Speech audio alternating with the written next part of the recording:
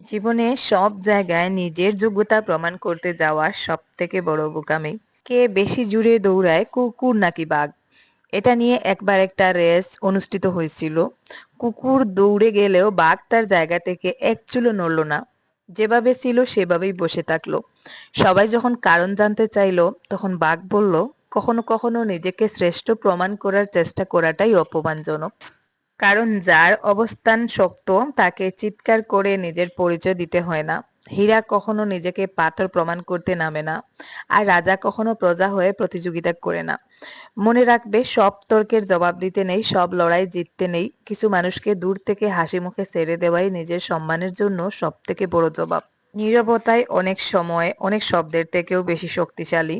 যে নিজেকে চেনে সে অন্যকে দেখানোর প্রয়োজন অনুভব করে না। আসসালামু আলাইকুম, আশা করি আপনারা সবাই ভালো আছেন, আমরাও ভালো আছি আলহামদুলিল্লাহ। সুখ দুঃখে সংসারের আরো একটা নতুন ভিডিওতে আপনাদেরকে আরো একবার স্বাগত জানিয়ে আবারও একটা নতুন দিনের কাজকর্ম নিয়ে চলে এলাম আপনাদের মাঝে। লম্বা একটা খরার পর গত ৩-৪ দিন থেকে অনেক বৃষ্টি হয়েছে।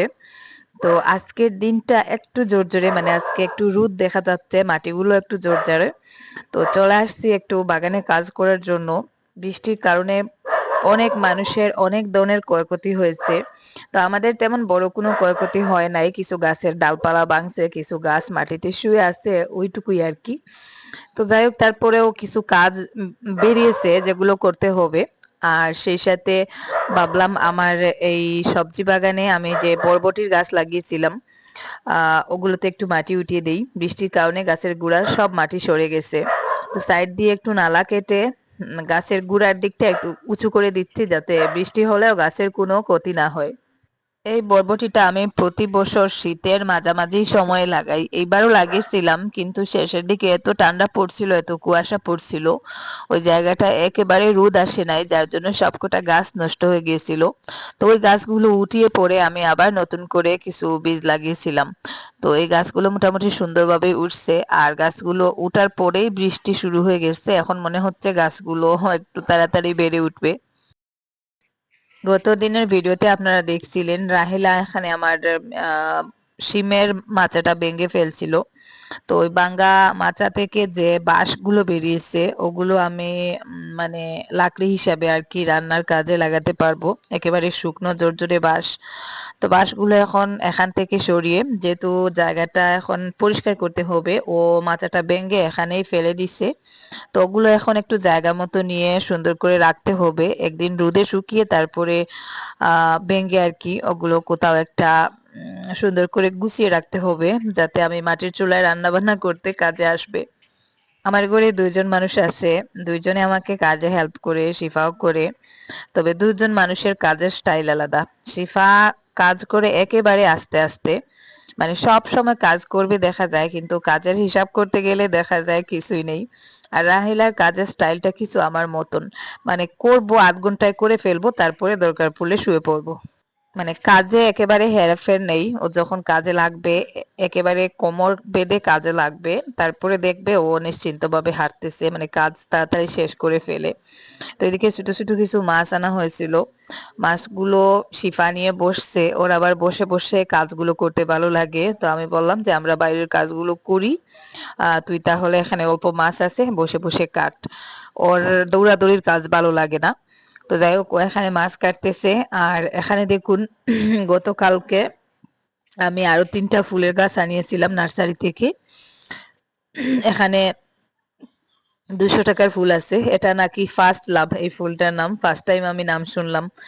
তো এখানে ৩টা গাছ আনা হয়েছে। একটা হচ্ছে রোজ, রোজ আমার একটা আছে, অনেক ফুল ফুটে, যার জন্য আরেকটা সেম কালারের আর কি রোজ আনিয়েছি। তো রোজের দাম একটু বেশি নিছে, ১০০ টাকা নিচে। আর বাকি যে দুইটা, ওটা ৫০ টাকা ৫০ টাকা করে আর কি পিস নিছে। তো রোজটা আমি টবে লাগিয়ে দিচ্ছি, একটা টব খালি ছিল, ওই টবের মধ্যেই রোজটা লাগিয়ে দিলাম। আর বাকি দুইটা মাটিতেই লাগিয়ে দিব। এখানে আমি আগেও একটা রোজ লাগিয়েছিলাম, আর এই যে আরো একটা লাগালাম টবে। আর বাকি যে দুইটা গাছ আছে ওগুলো জুবাইরকে বলছি ওখানে আমার সামনের এই ফ্লাওয়ার শেড গুলোতে আর কি লাগিয়ে দিতে। ওখানে কিছুটা জায়গা ফাঁকা হয়েছে, ওখানে কিছু গাঁদা ফুলের গাছ লাগিয়েছিলাম, গাঁদা ফুলগুলো শুকিয়ে গেছে, গাছও মরে গেছে, এখন ওই জায়গায় আর কি ওই দুইটা গাছ লাগিয়ে দিব। সেই ছোটবেলা থেকে আমি ফুল লাগাতে এত বেশি পছন্দ করতাম। তো তখন তো বাবার বাড়িতে ছিলাম, বাড়িটা আমার একার ছিল না, আমার ডিরেকশনে কিছু হতো না। তখন কিন্তু আমি এই বাড়ি সেই বাড়ি হিন্দু বাড়িতে গিয়ে ফুল আনতাম, ফুল এনে ফুল লাগাতাম। কিন্তু আমার ভাইপো ছিল, আমার বড় ভাইয়ের বড় ছেলেও ছোট ছিল, সব কটা গাছ ছিঁড়ে ফেলতো। তখন কিন্তু আমার খুব রাগ হতো। তো যাই হোক, এখন নিজের একটা বাড়ি আছে ছোটখাটো, ওখানে নিজের মতন করে আমার শখের গাছ লাগাই। মানে এগুলোতেই আমার সব থেকে বড় আনন্দ লুকিয়ে থাকে। আমার খুব শখ বাড়িতে ছোটখাটো, বাড়ির সামনের দিকে আর কি একটা ফুলের বাগান থাকবে।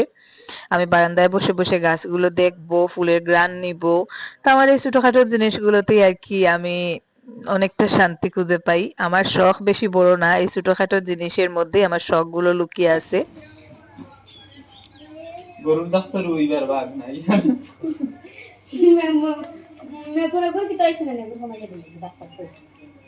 মনারে বানাই দেও ডাক্তারের অ্যাসিস্ট্যান্ট।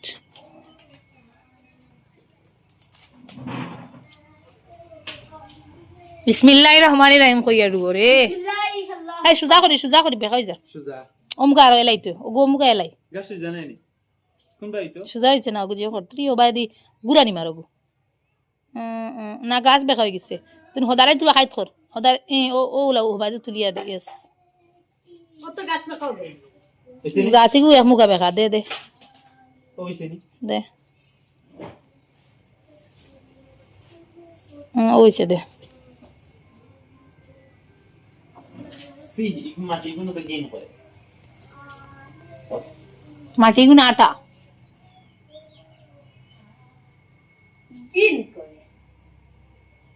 তো পুরা দেখানো হয়ে গেছে ও ওগুদা ওগুদা কোনো বা গাড়া বাই তুইলে বাড়ির কাজ সকালের দিকে একটু তাড়াহুড়ো করে শেষ করলাম, তারপরে সকাল 11টার দিকে রেডি হয়ে বেরিয়ে পড়ছি। শুধু আরিয়ানের বাবা ছাড়া আমরা সবাই চলে যাচ্ছি। কোথায় যাচ্ছি, কেন যাচ্ছি সেটা তো আপনারা ভিডিওতে অবশ্যই দেখতে পাবেন।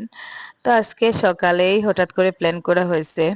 আর রোজা রেখে আসলে কোথাও যেতে ইচ্ছা করে না, তারপরে অনেক সময় যেতে হয়। তো আজকে আমরা যাচ্ছি জুবাইরদের বাসায়। আহ তো আরিয়ানের বাবা শুধু বাসায় আছেন, আরিয়ানও চলে যাচ্ছে আমাদের সাথে। গত কয়েকটা ভিডিওতে মনে হয় বলেছিলাম আপনাদেরকে, জুবাইরের বাবা অসুস্থ। ওনার তো উনি মানসিক ভারসাম্যহীন, মানে মাঝে মধ্যে ভালো থাকেন, যখন সুস্থ থাকেন তখন টাকা পয়সা রোজগার করেন, মোটামুটি ওদের পরিবার চলে। আর যখন অসুস্থ হয়ে পড়েন তখন ওনার চিকিৎসার খরচ প্লাস খাবার দাবার, ফ্যামিলিতে 5-6 জন মানুষ, মানে সবকিছু মিলিয়ে টানাটানি পড়ে যায়, খারাপ অবস্থা। তো সবাই মিলে চেষ্টা করি। তো আজকে ওদের জন্য আর কি কিছু খাবার দাবার কিনে নিয়ে আসছি ইফতারের। ইফতারে না, সরি, ঈদের বাজার টাজার আর কি যেটা। তো ওটা নিয়ে আসলাম। আর সাথে আমি আরো কিছু ইফতার কিনে আনছি। তো চালের 1 বস্তা, তারপরে যা যা খরচপাতি লাগে। তো এই যে এখানে ঈদে যেটা যেটা লাগবে, সেমাই থেকে শুরু করে মানে এক কথায় আর কি, এখানে চাল ছাড়া যা যা লাগে রান্না বান্না করতে সবকিছু আছে। আর চালও আছে সাথে, তো চালটা এখানে নেই, চালের আলাদা বস্তা আছে। তো যাই হোক, এখানে আমার বোন জিনিসগুলো বের করতেছেন, আমার ভাইয়ের দোকান থেকে আনছি, ভাই প্যাক করে দিছেন, ভাইয়ের দোকান থেকে আর কি আনা। তো এখানে গোসল করার সাবান থেকে শুরু করে কাপড় ধোয়ার যে সাবান, কাপড় ধোয়ার সাবানের পাউডার, মানে সবকিছুই আর কি নিয়ে আসা হয়েছে। জুবাইরের এক্সাম প্রায় শেষ, রেজাল্ট এখনো আউট হয় নাই। ও আবার আসাম পুলিশে অ্যাপ্লাই করছে, মানে ওর কিছু একটা চাকরি করার ইচ্ছা। তো যাই হোক, চেষ্টা করে দেখুক। আসাম পুলিশে অ্যাপ্লাই করেছে, যদি কিছু একটা করতে পারে। আর এবার আবার ইউটিউবেও কাজ করতেছে, কিন্তু এখনো ইউটিউব থেকে কোনো পেমেন্ট পায় নাই। তো ও যদি আসাম পুলিশে চান্স না পায়, তাহলে বাইরে কোথাও চেন্নাই, বেঙ্গালুর বা মুম্বাই ওইদিকে কোথাও একটা পাঠিয়ে দিব। তো ও যদি কিছু ইনকাম করে, তাহলে মোটামুটি ওদের সংসারটা আর কি একটু হলেও চলবে। তো তো এর আগ পর্যন্ত ওর আসাম পুলিশের এক্সাম দিতে হবে, তার আগ পর্যন্ত আর কি ওকে কোনো মতে বাসায় রাখবো। আমি যতটুকু পারবো বা যতটুকু পারি চেষ্টা করি, কারণ আমার নিজেরও ওইভাবে নাই, কোনো সেভিং নেই। মাসে যেটা পাই ওইটা দিয়ে নিজের আশেপাশের সবাইকে দেখতে হয়। যতটুকু সম্ভব আমার সামর্থ্যের ভেতর আমি সবাইকে দেখার চেষ্টা করি, কারণ ওই যে আগেই বলছিলাম আমি স্বার্থপর হতে পারি না। আমি খাবার খাচ্ছি, ভালো খাবার খাচ্ছি, আমার আপনজন কেউ শাক ভাত খেতে পারতেছে না, বা আমি ঈদে নতুন কাপড় কিনতেছি, আমার আপনজন কেউ পুরনো কাপড় দিয়ে ঈদ করবে, তো ওই জিনিসটা আমার আর কি খুব বেশি যন্ত্রণা দেয়। তো আমি আমার নিজের পক্ষ থেকে চেষ্টা করি যতটুকু পারি আর কি। তো যাই হোক, দোয়া করবেন আল্লাহ যেন আমাকে আরো বেশি বেশি করে সামর্থ্য দেন, যাতে সবাইকে দেখতে পারি, সেটা নিজের হোক পরের হোক, যাই হোক। তো আরিয়ান আসছে সাথে, আমরা চলে যাব, মাত্র 8 ঘন্টা সময়ের জন্য আসছিলাম জাস্ট খাবারগুলো নিয়ে, আর চলে যাব। জুবাইর আসতে চাচ্ছিল না, ওকে নিয়ে আসছি। আর জুবাইরের যে বড় একটা বোন আছে, জুবাইরের বড় না, জুবাইরের ছোট, মানে তারা 2 বোন, বোনের মধ্যে যেটা বড়, প্রায় শিফা রাহেলা তাদের মতন, তো ওকে নিয়ে যাব সাথে। ওটা হচ্ছে জুবাইরদের ঘর, এই যে সামনে যেটা, ওটা হচ্ছে তাদের রান্নাঘর, আর পেছনে একটা বেডরুম আছে। তো জুবাইরের বোনকে সাথে নিয়ে যাচ্ছি, যেহেতু ওর বাবা অসুস্থ, ওদের বাড়িতে ঈদের আনন্দ বলে কিছুই থাকবে না। তো ওকে নিয়ে যাব, ওকে একটা ড্রেস কিনে দিব, আর আমাদের বাসায় ও এবার ঈদ করবে।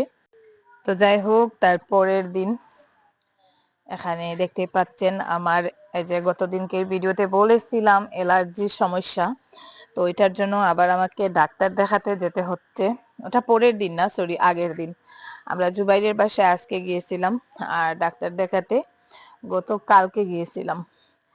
তো বদরপুর হসপিটালে একজন স্কিনের ডাক্তার, কয়েকদিন আগে আরিয়ানকে দেখিয়েছিলাম, আরিয়ানের অ্যালার্জি কমে গেছে। তো আরিয়ানের কমে গেছে দেখে ভাবলাম আমি চলে যাই। যাই হোক, আমরা চলে আসছি, সকাল 10টার মতন বেজে গেছে, কিন্তু আজকে হসপিটালে এখন পর্যন্ত তেমন একটা লোকজন নেই। এই হসপিটালে কিন্তু পেশেন্টের ভিড় লেগে থাকে। এখানে যে চেয়ারগুলোতে বসছি, ওই চেয়ারগুলোতে বসার মতন জায়গা পাওয়া যায় না। তো বিশেষ করে রমজান মাস, তার মধ্যে আবার ঈদের প্রস্তুতিতে মানুষ, মানে সামনেই ঈদ, ওই জন্য একেবারে ইমার্জেন্সি ছাড়া হয়তো সবাই আসছে না। তো আমার হাতের অবস্থা দেখুন, এই যে দেখতে পাচ্ছেন চামড়ার নিচে নিচে ছোট ছোট, চামড়ার নিচে আর কি ছোট ছোট লাল লাল দাগ, মশার কামড়ের মতন, এইরকম আর কি পুরো শরীরে, পিঠের দিকে পেটের দিকে আরো বেশি। আর এই যে পায়ের অবস্থা দেখুন, পাটা মানে চুলকাতে চুলকাতে কালো হয়ে গেছে। তো যাই হোক, তারপরে আস্তে আস্তে কিছু পেশেন্টরা আসতেছেন, আর আমরা বসে বসে অপেক্ষা করছিলাম। এখানে হেয়ার এন্ড স্কিন, মানে নতুন যে ডাক্তার, এই যে doctor Ghazala Khanam Barbhuiya, skin and hair specialist. তো যাই হোক, এখানে কিন্তু আগে কোনো স্কিনের ডাক্তার ছিলেন না। আর এই ডাক্তার, আমি যখন আরিয়ানকে দেখিয়েছিলাম তখন এই ডাক্তার নতুন আসছিলেন। তো আমি মানে এতটা কনফিডেন্স পাচ্ছিলাম না যে নতুন ডাক্তার ভালো হবেন কি না ভালো হবেন কি না। তো যাই হোক, মহিলা ডাক্তার দেখিয়েছিলাম, আলহামদুলিল্লাহ আরিয়ানের অ্যালার্জি কমে গেছে। ওনার লোশন লাগিয়েছি, ঔষধ খাইয়েছি, কমে গেছে। তো আমারটা কিছুতেই কমতেছে না, আমার মনে হচ্ছে হয়তো আমার ব্লাডে কোনো সমস্যা, অথবা আমার গড়ে যে বড় বিড়ালটা, আমার বড় একটা বিড়াল ছিল আপনারা জানেন, যাকে আমি খুব আদর করতাম আগে, মিনু ছিল ওর নাম। তো ওই বিড়ালটার গায়ে কি একটা উঠছে, মানে ওর পুরো গায়ের লোম উঠে গেছে, আর সেই সাথে পুরো স্কিন ইনফেকশন, মানে চামড়া পড়ে চামড়ার উপরে কালো একটা শক্ত আবরণের মতন হয়ে গেছে। তো আমি ওকে গড়ের বিছানার আশেপাশেও জায়গা দিই না, আলাদা করে বাইরে জায়গা দিচ্ছি। তো ও একেবারে মরে যাবে, মানে একেবারে খারাপ পর্যায়ে ও আছে। আর একদিন আমি বারান্দায় বসে ভিডিওতে ভয়েস দিচ্ছি, তখন বিড়ালটা কোথা থেকে এসে লাফ দিয়ে আমার কোলে উঠে যায়। তারপরে আরেকদিন ও বিছানায় উঠে যায়। তো তারপরে যদিও বিছানা পরিষ্কার করছি, তো আমার মনে হয় ওই বিড়ালের স্কিন ইনফেকশন থেকে কিছু একটা, মানে আমার শরীরে লাগছে, ওটা থেকেই হয়তো এটা হচ্ছে। তো তো যাই হোক গতকালকে ডাক্তারকে আমি সেটা বলছি, কারণ বিড়াল আমি কুলে টুলে নেই না। আগে ওই ছোট বিড়ালটা বাচ্চা থাকতে হয়তো মাঝে মধ্যে নিতাম, এখন কুলে টুলে নেই না, আর বিছানায়ও জায়গা দেই না। আর বড় বিড়ালটাকে তো একেবারেই দেই না, কারণ ওর স্কিনে এখন সমস্যা আছে, যার জন্য। তো নিজের পালিত বিড়াল বাড়ি থেকে তো ফেলে দেওয়াও যায় না। তো ঔষধ খাইয়েছি ওকে, খাবারে মিশিয়ে ঔষধ খাইয়েছি, কিন্তু কিছুতেই কিছু হচ্ছে না। ওর হয়তো চলে যাওয়ার সময় চলে আসছে, মানে ও এত রোগা হয়েছে। আমি তাড়াই সব সময়, তারপরেও দেখতে মায়া হয়, কষ্ট লাগে বাচ্চাটার, মানে বিড়ালটার দিকে তাকাতে। এতদিন এত আদর করছি, ওর ঔষধ করছি, একজন ভেটেরিনারি ডাক্তারের কাছ থেকে ঔষধও আনছিলাম, মলমও লাগিয়ে দিয়েছিলাম, কিন্তু কিছুতেই কিছু হচ্ছে না। তো যাই হোক, ওটা থেকে হয়তো আমার শরীরে কোনো কিছু ছড়িয়েছে আমার মনে হয়। তো ডাক্তার দেখালাম, ঔষধপত্র নিয়ে এখন আমরা বাড়ির উদ্দেশ্যে রওনা দিব ভাবছিলাম, কিন্তু এখানে আমার ওষুধটা পাইনি, যার জন্য বদরপুর ইন্ডিয়ান মেডিকোজে আসতে হয়েছে। ওখানে এসে ওষুধটা নিয়ে তারপরে রওনা দিব। তো যাই হোক, এখানে সবকটা ওষুধ পেয়ে গেছি। ওই স্কিনের ডাক্তার যেহেতু নতুন, তো ওখানে ওষুধ সবকটা পাওয়া যায় না। তো আসার পথে কি যে বৃষ্টি শুরু হয়েছিল, পুরো রাস্তা অবধি বৃষ্টি। তো শেষমেশ বাড়ির পাশে আসছি, বৃষ্টি একটু থামছে, ইফতারের সময় প্রায় চলে আসছে। রাস্তার অবস্থা দেখুন, কাদা হয়ে গেছে, গাড়ি উপর দিকে আর আসবে না, ওই নিচে গাড়ি রেখে আর কি আমরা এখন হেঁটে হেঁটেই বাড়িতে যাচ্ছি। বৃষ্টি আসলেই আমাদের বাড়ির ওই দিকে আর গাড়ি উঠে না, শুকনোর দিন গাড়ি আমাদের উঠান পর্যন্ত আসে।